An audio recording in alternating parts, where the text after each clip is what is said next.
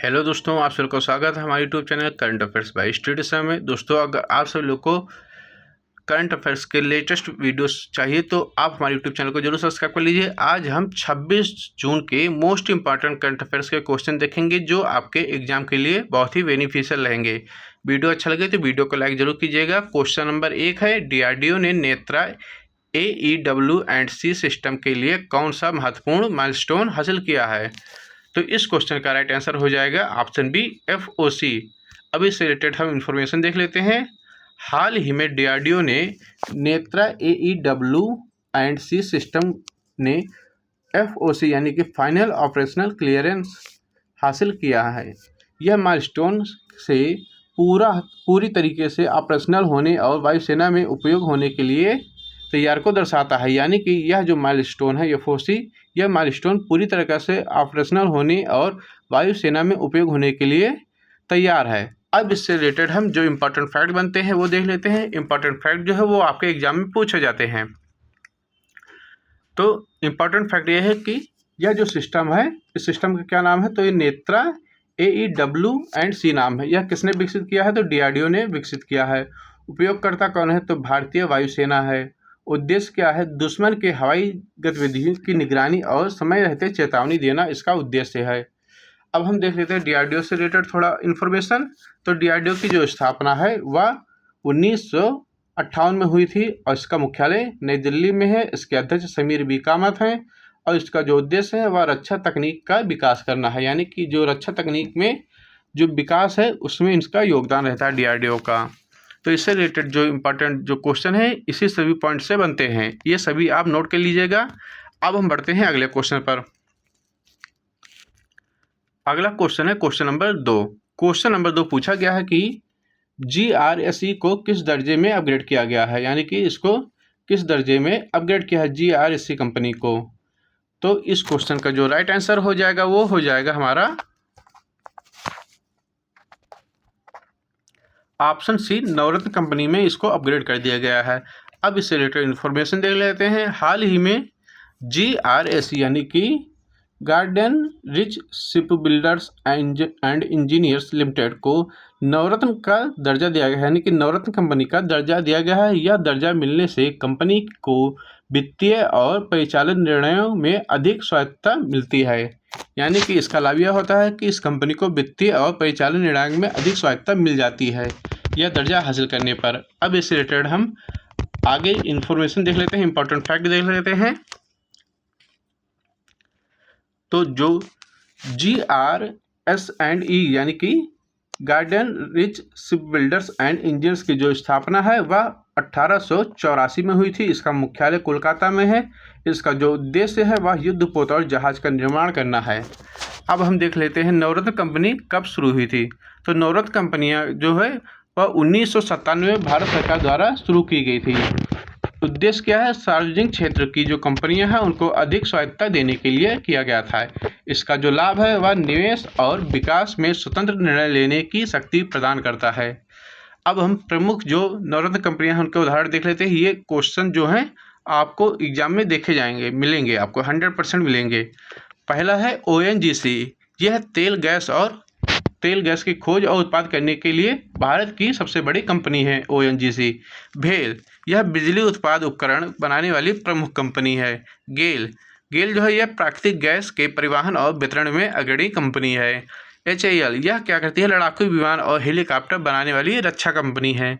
Bell, यह क्या है? यह रक्षा इलेक्ट्रॉनिक्स और रडार सिस्टम बनाने वाली कंपनी है। तो ये कुछ प्रमुख नवरत्न कंपनी है, इनको आप याद कर लीजिएगा। अब हम बढ़ते हैं नेक्स्ट क्वेश्चन पे। नेक्स्ट क्वेश्चन है क्वेश्चन नंबर 3। क्वेश्चन नंबर 3 पूछा गया है कि फ्रैंकोइस एल्बर्ट को किस क्षेत्र में नोबेल पुरस्कार मिला है? इस क्वेश्चन का राइट आंसर क्या होगा? तो इस क्वेश्चन का हम राइट आंसर देख लेते हैं। इस क्वेश्चन का जो राइट आंसर होगा ऑप्शन बी, भौतिक के क्षेत्र में इनको नोबेल पुरस्कार दिया गया है। अब इसे हम इन्फॉर्मेशन रिलेटेड देख लेते हैं। बेल्जियम के सैद्धांतिक भौतिक विज्ञान फ्रांसवा एल्बर्ट को सब एटॉमिक पार्टिकल्स यानी कि जो उप परमाणु कण हैं उनके उप परमाणु कण के द्रव्यमान की उत्पत्ति को समझाने वाले तंत्र की खोज के लिए इनको नोबेल पुरस्कार दिया गया था। इन्होंने वर्ष 1964 में पीटर हिग्स के साथ मिलकर स्वतंत्र रूप से हिग्स मैकेनिज्म के सिद्धांत प्रतिपादित किए थे, जिन्हें बाद में सन के लार्ज हैडरॉन कोलाइजन द्वारा हिग्स बोसान के रूप में खोजा गया था। इसीलिए इनको जो है नोबेल पुरस्कार दिया गया है। अब इससे रिलेटेड हम इम्पोर्टेंट फैक्ट देख लेते हैं जो एग्जाम में पूछे जाते हैं। या किस संस्था और संगठन से थे? तो university Libre D Brussels Belgium से थे। इनको पुरस्कार कब दिया गया था भौतिक का? तो 2013 में दिया गया था। इनको हम किस लिए याद करेंगे? क्योंकि इनका हाल ही में 18 जून 2026 को 93 वर्ष की आयु में निधन हो गया था, इसलिए इनको हमें याद करना है। और यह किस क्षेत्र से संबंधित है? तो ये जो है क्वांटम फील्ड थ्योरी और पार्टिकल फिजिक्स यानी कि भौतिक कण से रिलेटेड संबंधित क्षेत्र से संबंधित थे। तो ये सभी इंपॉर्टेंट पॉइंट आप नोट कर लीजिएगा। अब हम बढ़ते हैं नेक्स्ट क्वेश्चन पे। नेक्स्ट क्वेश्चन है हमारा क्वेश्चन नंबर 4 है। इंडिया यूके एफटीए को किस मंत्री ने भारत का सबसे व्यापक समझौता बताया है? इस क्वेश्चन का राइट आंसर क्या होगा? तो इस क्वेश्चन का राइट आंसर हो जाएगा ऑप्शन बी, पीयूष गोयल। अब हम इससे रिलेटेड इंफॉर्मेशन देख लेते हैं। केंद्रीय वाणिज्य और उद्योग मंत्री पीयूष गोयल ने लंदन में इंडियन ग्लोबल फोरम यानी कि आईजीएफ के दौरान भारत यूके मुफ्त व्यापार समझौता यानी कि एफटीए को भारत द्वारा अब तक का सबसे व्यापक व्यापार समझौता बताया है। यह दोनों देशों के बीच ऐतिहासिक समझौता है।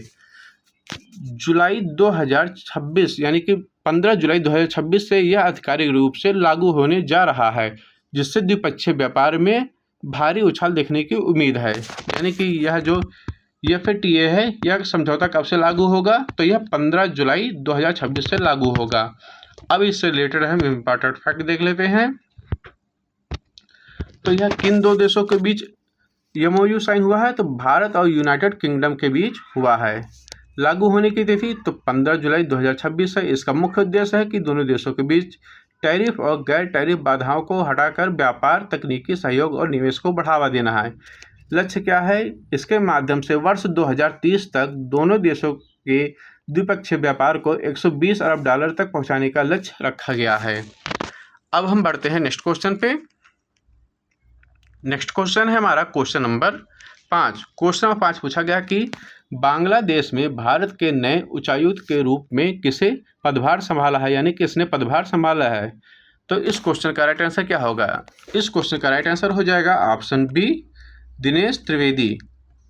अब हम देख लेते हैं इससे रिलेटेड इंफॉर्मेशन। वरिष्ठ राजनीतिज्ञ और पूर्व केंद्रीय मंत्री दिनेश त्रिवेदी ने ढाका में बांग्लादेश के राष्ट्रपति मोहम्मद शहाबुद्दीन को अपना परिचय पत्र सौंपकर आधिकारिक रूप से भारत के नए उच्चायुक्त का पदभार संभाल लिया है। पदभार ग्रहण करते ही इन्होंने भारत बांग्लादेश के संबंधों को मजबूत बनाने की दिशा में एक बड़ा कदम उठाते हुए बांग्लादेश नागरिकों के लिए टूरिस्ट वीज़ा सेवा को दोबारा शुरू करने की ऐतिहासिक घोषणा की है। यानी कि टूरिस्ट वीज़ा जो है वो दोबारा से शुरू की जाएगी। अब इससे रिलेटेड हम जो इम्पोर्टेंट फैक्ट हैं वो देख लेते हैं जो आपके एग्जाम में बनते हैं। तो वर्तमान पद क्या है? ये वर्तमान पद में भारत के उच्चायुक्त है बांग्लादेश के, यानी कि बांग्लादेश में भारत के उच्चायुक्त है। इनकी नियुक्ति कब हुई? तो जून 2026 में हुई है। इन्होंने प्रणय वर्मा का स्थान हासिल किया है, यानी कि इनसे पहले जो प्रणय वर्मा थे इसके बाद इनका जो नियुक्ति की गई है। इससे पूर्व पद इनका क्या थे? इनके जो पूर्व पद थे वो भारत के पूर्व केंद्रीय रेल मंत्री और नागरिक उड्डयन राज्य मंत्री थे। विशेष तथ्य क्या है कि दिनेश त्रिवेदी बांग्लादेश में भारत के उच्चायुक्त बनने वाले पहले राजनीतिज्ञ हैं और केंद्र सरकार ने इन्होंने इस पद पर केंद्रीय कैबिनेट मंत्री के समकक्ष प्रोटोकॉल दर्ज किया है। तो अब हम बढ़ते हैं नेक्स्ट क्वेश्चन पे। नेक्स्ट क्वेश्चन है क्वेश्चन नंबर 6। आरबीआई द्वारा जारी TREDS प्लेटफॉर्म किसके लिए उपयोगी है? इस क्वेश्चन का राइट आंसर क्या होगा?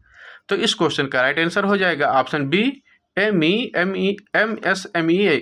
तो इस क्वेश्चन का राइट आंसर हो जाएगा ऑप्शन बी, MSME। अब हम इससे रिलेटेड इन्फॉर्मेशन देख लेते हैं। तो भारतीय रिजर्व बैंक RBI द्वारा शुरू किया गया TREDS प्लेटफॉर्म सूक्ष्म, लघु और मध्यम उद्योगों यानी कि जो MSME का जो फुल फॉर्म है वह है लघु और मध्यम उद्योगों के व्यापार, विलुप्त और संचालनों को भुगतान करने के लिए यह एक डिजिटल मैकेनिज्म तैयार किया गया है।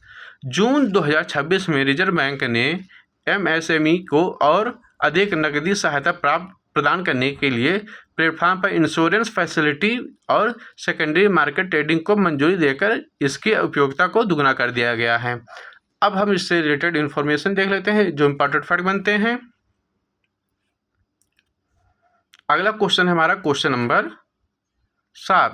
तो क्वेश्चन नंबर 7 है हमारा QS फ्यूचर स्किल इंडेक्स 2027 में कौन सा देश शीर्ष पर रहा है। आपको बताना है कि QS फ्यूचर स्किल इंडेक्स 2027 में कौन सा देश शीर्ष पर रहा है।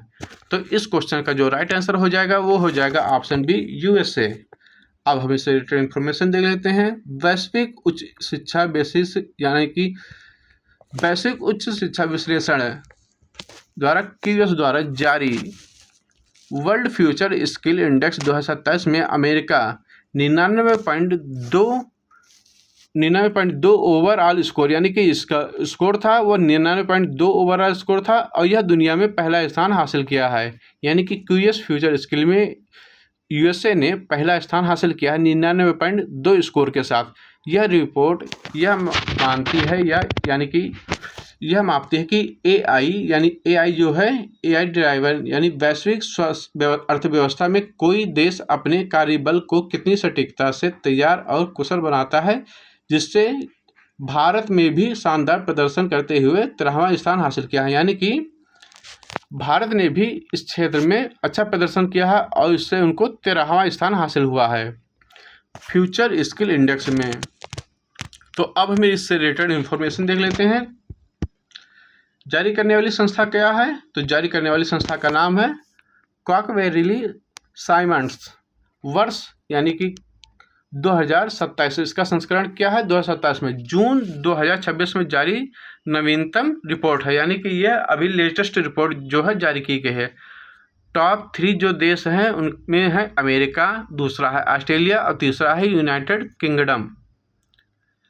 और भारत की जो रैंकिंग है वह कितनी है 13 और इसमें कुल जो देश थे वह 89 देश शामिल थे। तो फ्यूचर ऑफ वर्क जो श्रेणी है फ्यूचर वर्क श्रेणी में भारत का दुनिया में 5वां स्थान है। और इसका जो उद्देश्य है इसका उद्देश्य क्या है। इसका उद्देश्य है देश के उच्च शिक्षा तंत्र AI रूपांतरण और तकनीकी निवेश और बाजार की मांग के बीच की तालमेल को मूल्यांकन करना है। तो अब हम बढ़ते हैं नेक्स्ट क्वेश्चन पे। नेक्स्ट क्वेश्चन देखते हैं। अब हम देख लेते हैं कि जो विश्व में खुशहाल इंडेक्स है यानी कि विश्व में खुशहाल देश कौन सा है। तो जारी करने वाला जो देश है वह है UN sustainable development solution network. तो भारत की जो रैंकिंग है 2026 में वो है 116 और 2025 में थी 118, यानी कि 2 पॉइंट जो है वह खिसक गया है ऊपर के ओर। अब है शीर्ष देश। शीर्ष देश में जो है फिनलैंड लगातार 9वें वर्ष जो है नंबर 1 पर रहा है विश्व खुशहाल देश में। और सबसे अंतिम देश जो है वह है अफगानिस्तान, उसका नंबर है 147। वैश्विक नवाचार सूचकांक देखें तो ग्लोबल इनोवेशन इंडेक्स, तो इसमें जारी करने वाली संस्था का नाम है विश्व बौद्धिक संपदा संगठन यानी कि WIPO। तो भारत की इसमें जो रैंकिंग है वह है 38। इसमें कुल देश 139 देश हैं जिसमें अब तक का भारत का सबसे प्रदर्शन रहा है। इसमें शीर्ष देश है स्विट्जरलैंड जो नंबर 1 पर है, उसके बाद फिर दूसरा है अमेरिका। विशेष तथ्य क्या है कि Bharat lower middle income group वाले देशों में दुनिया में पहले स्थान पर है। अब देख लेते हैं हेनले पासपोर्ट इंडेक्स में। तो जारी करने वाली संस्था क्या है हेनले एंड पार्टनर्स। तो भारत की रैंकिंग इसमें क्या है 2026 में तो 77वीं रैंकिंग है। तो दोस्तों इसमें जो टॉप शीर्ष देश है उसमें है सिंगापुर। सिंगापुर जो है उसकी रैंक क्या है 1 है। और पड़ोसी देश दक्षिण एशिया यानी कि दक्षिण एशिया में जो पड़ोसी देश मालदीव है उसका पासपोर्ट जो है वह सबसे मजबूत है, यानी कि भारत से भी मजबूत जो है मालदीव का पासपोर्ट है दक्षिण एशिया के संदर्भ में। तो अब हम आगे देखते हैं। अगला है वैश्विक लैंगिक अंतराल रिपोर्ट। इसमें दोस्तों ये जारी करने वाली संस्था का नाम है विश्व आर्थिक मंच यानी कि WEF वर्ल्ड इकोनॉमिक्स फोरम। तो भारत की रैंकिंग इसमें है 131, कुल देश 148, शीर्ष देश है आइसलैंड, यह लगातार 16वीं वर्ष से सबसे ऊपर में है। पड़ोसी देश दक्षिण एशिया में बांग्लादेश जो है वह 24 रैंक सबसे बेहतरीन प्रदर्शन करने वाला देश है। अंतर्राष्ट्रीय बौद्धिक संपदा सूचकांक जारी करने वाली संस्था यूएस चैम्बर्स ऑफ कॉमर्स का global innovation policy centre. Bharat की इसमें रैंकिंग है 42वीं, कुल देश जो हैं वह 55 देश हैं। शीर्ष देश अमेरिका पहले स्थान पर और यूनाइटेड किंगडम दूसरे स्थान पर। उद्देश्य क्या है?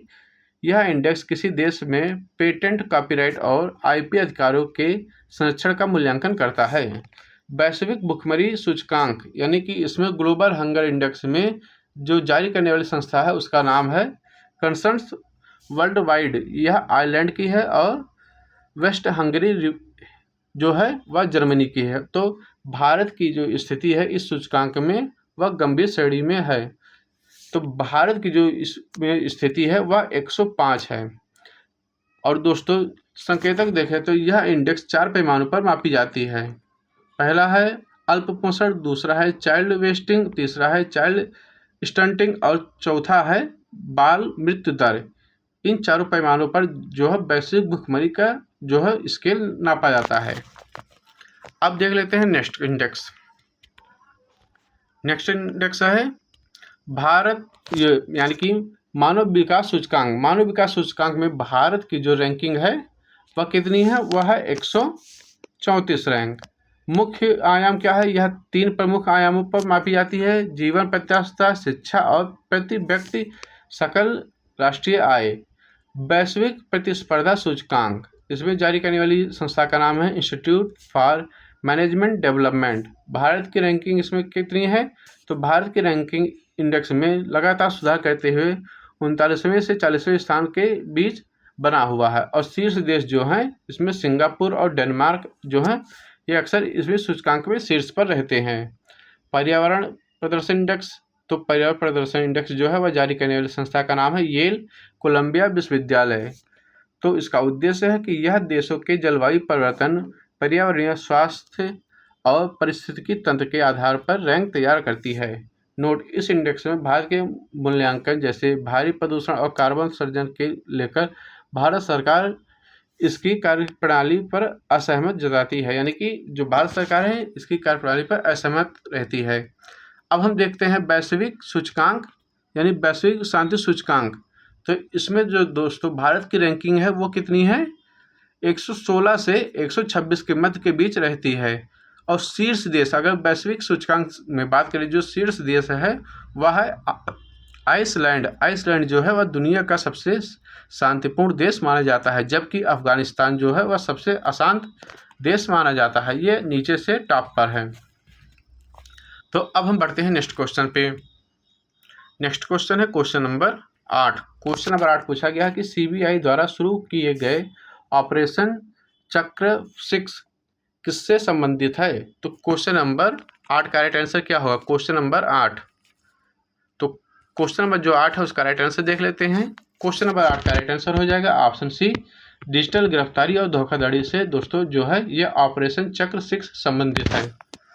अब इससे रिलेटेड इन्फॉर्मेशन देख लेते हैं। तो केंद्रीय जांच ब्यूरो यानी कि सीबीआई ने ऑपरेशन चक्र 6 के तहत 16 राज्यों में 80 से अधिक स्थानों पर छापेमारी कर डिजिटल गिरफ्तारी घोटालों में शामिल एक बड़े साइबर अपराध के नेटवर्क का भंडाफोड़ किया है। इस ऑपरेशन का उद्देश्य पीड़ित को डरा धमकाकर पैसे ऐंठने वाले गिरोह की तकनीकी और वित्तीय बुनियादी ढांचों को नष्ट करना है। अब इससे रिलेटेड जो इन्फॉर्मेशन निकल के आती है वो हम देख लेते हैं, जो आपके एग्जाम में बहुत ही महत्वपूर्ण साबित होंगे। तो इसमें जो इम्पोर्टेंट पॉइंट है वो है ऑपरेशन का उद्देश्य क्या है। तो ऑपरेशन का जो उद्देश्य है वह है इन गिरोह के खिलाफ चलाया गया है जो पुलिस या सरकारी अधिकारी बनकर पीड़ितों को डिजिटल अरेस्ट के नाम पर डराते हैं और फर्जी कोर्ट आदेश दिखाकर उनसे पैसे ऐंठते हैं। फर्जी वेबसाइट यानी जांच में सामने आया है कि ये अपराधी सुप्रीम कोर्ट की वेबसाइट से मिलती जुलती एक फर्जी वेबसाइट का उपयोग करते थे ताकि लोगों को अपनी बातों पर विश्वास दिला सके। कार्रवाई और गिरफ्तारी, सीबीआई ने 60 विशेष टीमों का गठन किया और अब तक चेन्नई और कोलकाता से 2 प्रमुख आरोपियों को गिरफ्तार किया जो मैनुअल बैंक खातों के जरिए करीब 2 करोड़ रुपए की मनी लॉन्ड्रिंग में शामिल थे। अंतर्राष्ट्रीय नियंत्रण की बात करें तो जांच में यह भी पता चला है कि यह गिरोह केवल भारतीय नागरिकों को नहीं बल्कि विदेशी नागरिकों को भी निशाना बना रहे थे, जिसके लिए संबंधित देशों की एजेंसियों को भी सूचित किया गया था। अब हम बढ़ते हैं नेक्स्ट क्वेश्चन पे। अगला क्वेश्चन देख लेते हैं। अगला क्वेश्चन है क्वेश्चन नंबर 9। क्वेश्चन नंबर 9 पूछा गया कि QS world future skill index 2027 में भारत की रैंक क्या रही। तो इस क्वेश्चन का जो राइट आंसर हो जाएगा वो हो जाएगा हमारा option C 13। Future skill index में जो वर्ल्ड फ्यूचर स्किल इंडेक्स है उसमें दोस्तों भारत की रैंकिंग 13 थी। तो लंदन स्थित उच्च शिक्षा एनालिटिक्स फर्म द्वारा जारी QS world future skill index 2027 में भारत ने वैश्विक स्तर पर 13वीं रैंक हासिल की। यह सूचकांक देशों में AI संचालित भविष्य की अर्थव्यवस्था के लिए तैयार रहने के लिए क्षमता का आकलन करती है। अब इससे रिलेटेड जो इन्फॉर्मेशन फैक्ट है वो देख लेते हैं। फैक्ट तो सूचना का उद्देश्य क्या है। यह इंडेक्स 4 प्रमुख संकेतों यानी कि इन सभी संकेतों पर जो है इसका पैमाना करती है और देश के भविष्य के श्रम की बदलती मांगों के लिए तैयार करती है। भारत का प्रदर्शन जो है, भारत ने इकोनॉमिक कैपिटल यानी कि आर्थिक क्षमता में 100% में से 100% अंक प्राप्त किए हैं और यह इस उप सूचक में दुनिया में पहले स्थान पर है। भारत ने फ्यूचर ऑफ वर्क यानी भविष्य का कार्य श्रेणी में भी बेहतरीन प्रदर्शन करते हुए 5वां स्थान हासिल किया है। क्षेत्रीय स्थिति देखें तो क्षेत्रीय स्थिति में भारत दक्षिण एशिया देशों और निम्न मध्य आय वाली जो अर्थव्यवस्था है उनमें पहले स्थान पर रहा है। चुनौतियां क्या हैं। हालांकि भारत की समग्र रैंकिंग 13वीं है, लेकिन रिपोर्ट में ह्यूमन कैपिटल इंडेक्स में भारत की जो रैंकिंग है वह कितनी है, 73 रैंकिंग दी गई है, जो स्नातक डिग्री और उद्योगों की मांग के बीच कौशल के अंतर को दर्शाती है। अब हम देखते हैं नेक्स्ट क्वेश्चन। क्वेश्चन है हमारा क्वेश्चन नंबर अगला 10। क्वेश्चन नंबर 10 में पूछा गया कि तेलंगाना पुलिस ने आपातकालीन सेवा में किस तकनीक का उपयोग शुरू किया है। तो इस क्वेश्चन का राइट आंसर क्या होगा। तो इस क्वेश्चन का राइट आंसर हो जाएगा ऑप्शन बी आर्टिफिशियल इंटेलिजेंस, यानी कि तेलंगाना पुलिस ने आपातकालीन सेवा में आर्टिफिशियल इंटेलिजेंस तकनीक का उपयोग किया है। अब इससे रिलेटेड हम इंफॉर्मेशन देख लेते हैं। तो तेलंगाना पुलिस ने अपने आपातकालीन प्रतिक्रिया तंत्र को आर्टिफिशियल इंटेलिजेंस टूल को तैनात करने का निर्णय लिया है। इसका उद्देश्य क्या है। इसका उद्देश्य जो रोजाना आने वाली लाखों कॉल्स में से वास्तविक आपातकालीन जो कॉल है उनको पहचानना है और फिल्टर करके उनकी प्रतिक्रिया को स्मार्ट बनाना है। यानी कि जो आपातकालीन कॉल है उनमें जो वास्तविक कॉल होती है उनका पहचान करना है, उनको फिल्टर करना है, इसीलिए इसकी AI की मदद ली गई है। अब इससे रिलेटेड इंपॉर्टेंट फैक्ट देख लेते हैं। तो बड़ी समस्या का समाधान यानी कि आधिकारिक आंकड़ों के अनुसार तेलंगाना के एकीकृत आपातकालीन नेटवर्क जो 112 और डायल 100 हैं उन पर रोजाना लगभग 1600 कॉल आते हैं, जिनमें से केवल 0.28% ही वास्तविक आपातकालीन मामले होते हैं। AI की भूमिका क्या है। यह AI तकनीक क्या है, ऑपरेटर्स को स्पैम या गैर जो आपातकालीन कॉल है उनको फिल्टर करने में मदद करती है, जिससे पुलिस और आपातकालीन सेवाओं में रिस्पांस टाइम में जो है वह काफ़ी सुधार आया है। अब हम देख लेते हैं दोस्तों अगले क्वेश्चन को। अगला क्वेश्चन हमारा क्वेश्चन नंबर 11। क्वेश्चन 11 पूछा गया है कि नेशनल टीचर्स अवार्ड 2026 के लिए आवेदन किस मंत्रालय ने आमंत्रित किया है। नेशनल जो टीचर्स अवार्ड है 2026 उसके लिए आवेदन किस मंत्रालय ने आमंत्रित किया है। तो इस क्वेश्चन का जो राइट आंसर हो जाएगा वो हो जाएगा हमारा ऑप्शन बी शिक्षा मंत्रालय ने। तो केंद्रीय शिक्षा मंत्रालय ने स्कूल के शिक्षकों और साक्षरता विभाग ने नेशनल टीचर्स अवार्ड 2026 के लिए ऑनलाइन आवेदन और नामांकन आमंत्रित किए हैं। यह पुरस्कार हर साल उन शिक्षकों को सम्मानित करने के लिए दिए जाते हैं जिन्होंने स्कूली शिक्षा की गुणवत्ता में सुधार और छात्रों के सर्वांगीण विकास में उत्कृष्ट योगदान दिया है। तो अब हम इससे रिलेटेड जो इम्पोर्टेंट फैक्ट है वो देख लेते हैं। तो यह जो आवेदन प्रक्रिया है यह योग्य शिक्षक 15 जून से 10 जुलाई तक आधिकारिक नेशनल अवार्ड पोर्टल पर कर सकते हैं। पुरस्कार का उद्देश्य क्या होता है? यह उद्देश्य उन शिक्षकों को उत्कृष्ट नवाचार और समर्पण को पहचानना है जो शिक्षक परिणामों को बढ़ाने और छात्रों के समग्र विकास में महत्वपूर्ण भूमिका निभा रहे हैं। चयन प्रक्रिया क्या है? यह एक बहुचरणीय चरण प्रक्रिया है जिसमें जिला और राज्य और राष्ट्रीय स्तर पर जांच की जाती है और अंत में एक स्वतंत्र राष्ट्रीय सूची जो है वह जारी की जाती है जिससे विजेताओं का चयन होता है। पुरस्कार जो है वह चयनित शिक्षकों को हर साल 5 सितंबर को शिक्षक दिवस के अवसर पर सम्मानित किया जाता है। यानी कि इस वर्ष भी समारोह का आयोजन 4 से 5 सितंबर के बीच निर्धारित किया गया है। तो अब हम देख लेते हैं नेक्स्ट क्वेश्चन है हमारा क्वेश्चन नंबर 12।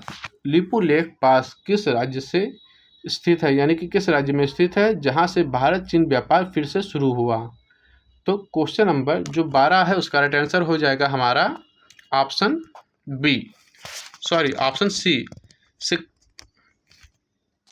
सी अरुणाचल प्रदेश, ऑप्शन सी उत्तराखंड। उत्तराखंड के पिथौरागढ़ जिले में स्थित लिपू लेक जो दर्रा है वह भारत, चीन और नेपाल सीमा सुरक्षाओं के लिए निकटतम एक महत्वपूर्ण व्यापारिक और राजनीतिक बिंदु है। लंबे समय के अंतराल के बाद सीमा पर व्यापारिक गतिविधियों को पुनर्जीवित करने के लिए उद्देश्य से इसे पुनः आधिकारिक रूप से खोला गया है। अब हम देख लेते हैं इससे इंपॉर्टेंट जो फैक्ट बनते हैं। राजनीतिक महत्व, लिपू लेक दर्रा जो है वह न केवल भारत चीन व्यापार के लिए ऐतिहासिक महत्वपूर्ण है बल्कि यह जो कैलाश मानसरोवर यात्रा है उसके लिए भी प्रमुख प्रवेश द्वार है। यानी कि इसी के रास्ते से जो है कैलाश मानसरोवर यात्रा की जाती है।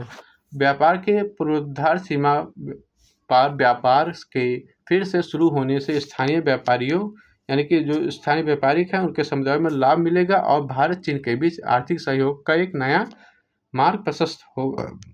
अगर भूगोल की दृष्टि से देखें तो यह दर्रा जो है हिमालय के क्षेत्र में स्थित है और यह समुद्र के तल से 5334 मीटर ऊंचा है। यह उत्तराखंड के व्यास घाटी को तिब्बत के तालकाकोट पुरंग में जोड़ती है और सीमा सुरक्षा यानी कि यह जो सीमा सुरक्षा है वह आईटीबीपी के द्वारा की जाती है।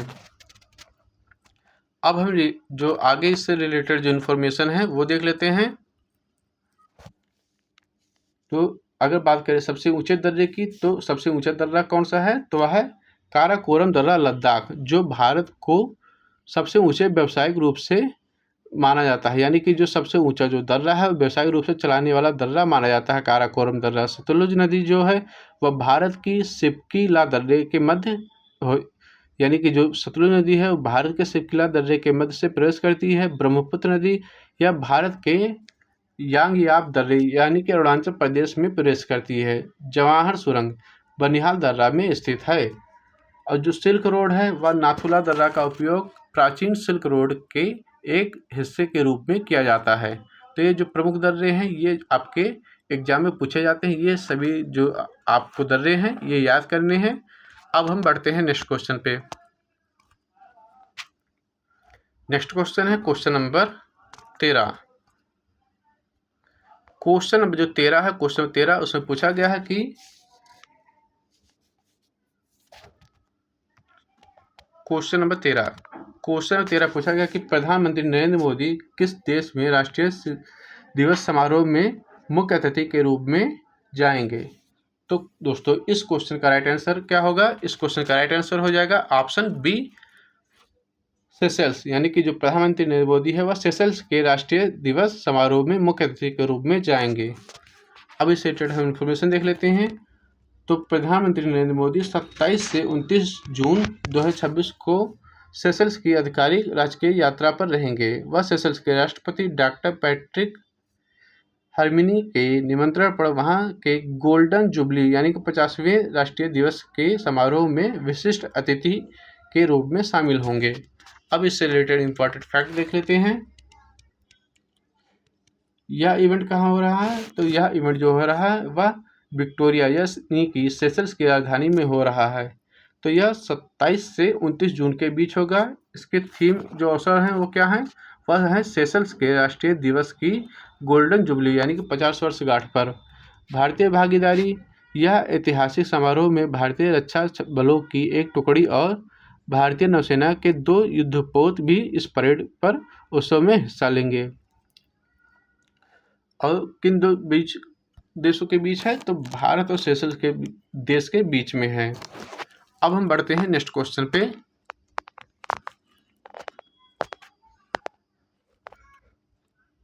अगला क्वेश्चन है क्वेश्चन नंबर 15। क्वेश्चन 15 है कि सेवा पर्व और आज़ादी का अमृत महोत्सव किससे संबंधित है? तो क्वेश्चन नंबर जो 15 है उसका राइट आंसर क्या होगा? क्वेश्चन नंबर 15, सेवा पर्व और आज़ादी का अमृत महोत्सव किससे संबंधित है? तो इस क्वेश्चन का दोस्तों जो राइट आंसर हो जाएगा वो हो जाएगा हमारा ऑप्शन बी, संवैधानिक मूल्यों को मजबूत करना। दोस्तों जो है वह सेवा पर्व और आज़ादी के पर्व से संबंधित है। अब इससे रिलेटेड हम इम्पोर्टेंट फैक्ट देख लेते हैं। यह कब लॉन्च हुआ था? तो यह जो है आज़ादी का अमृत महोत्सव 2021 में लॉन्च किया गया था। सेवा पर्व विशिष्ट अभियानों के रूप में समय समय पर संचालित होता है। यह किसके द्वारा लॉन्च किया गया था? तो भारत सरकार, सांस्कृतिक मंत्रालय और संबंधित विभागों द्वारा लॉन्च किया गया था। इसका उद्देश्य है जन भागीदारी के मध्य में स्वतंत्रता सेनानियों के योगदान को याद करना और संविधान द्वारा प्रदत्त कार्यों के प्रति जागरूकता बढ़ाना है। इससे लाभ क्या होगा? भारत के प्रत्येक नागरिक, विशेषकर युवा पीढ़ी इससे जो है लाभान्वित होंगे। तो अब हम देख लेते हैं अगला क्वेश्चन, और ये इस क्लास का लास्ट क्वेश्चन है, क्वेश्चन नंबर 15। क्वेश्चन नंबर 15 है कि इंडिया एआई फेलोशिप किस मंत्रालय की पहल है? इंडिया एआई फेलोशिप किस मंत्रालय की पहल है? तो इस क्वेश्चन का जो राइट आंसर हो जाएगा वो हो जाएगा हमारा ऑप्शन बी, आईटी मंत्रालय की। तो इलेक्ट्रॉनिक्स और सूचना प्रौद्योगिकी मंत्रालय के तहत इंडिया एआई मिशन ने देश में एआई यानी कि कृत्रिम बुद्धिमत्ता यानी आर्टिफिशियल इंटेलिजेंस के क्षेत्र में अनुसंधान को बढ़ावा देने के लिए इंडिया एआई फेलोशिप शुरू की है। इसका उद्देश्य जो है वह भारत के शीर्ष संस्थानों में एआई पर शोध करने वाली पीएचडी छात्रों और शोधकर्ताओं के वित्तीय सहायता प्रदान करना है। अब इससे रिलेटेड जो इन्फॉर्मेशन है, फैक्ट है, वो देख लेते हैं जो एग्जाम में आपके लिए इम्पॉर्टेंट है। तो ये था दोस्तों इस क्लास का लास्ट क्वेश्चन। अगर आप सभी को वीडियो अच्छा लगा हो तो वीडियो को लाइक शेयर, चैनल को जरूर सब्सक्राइब कीजिए। मिलते हैं नेक्स्ट क्लास में, नेक्स्ट वीडियो में। Thank you for watching my video.